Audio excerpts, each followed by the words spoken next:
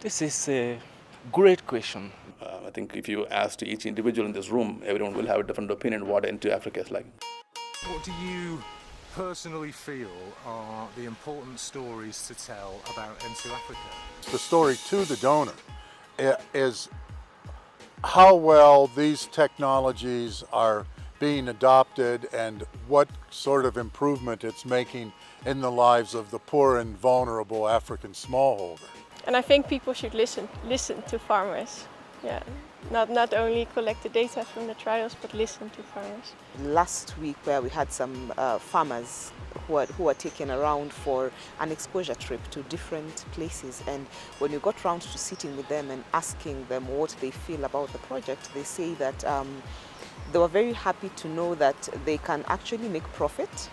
The project is about giving people a better life by using the knowledge we have. To show that legume introduction and production will increase food self-sufficiency.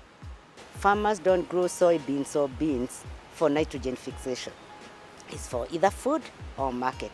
So unless you can answer those two, that critical question, there won't be any buying.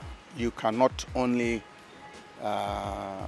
just plant your field, you have to do a lot of management. Link the approaches to farm types and extension messages and all these type of things. In some countries, we're getting a lot of interest in setting up demonstrations at schools. In terms of partnerships, we've also learned that we are dealing with a number of partners. Some partnerships are working very well, others are variable in terms of effectiveness. The way we have partnered since the project started and the impacts we've made, especially on the farmers.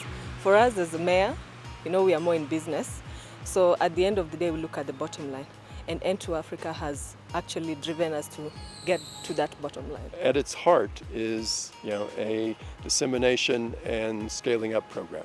Still remains to be seen in this last critical year how the partners will take on board this scaling up. My lab, it's a totally new place, and I have one of the best greenhouses that is being talked about in most parts of Africa.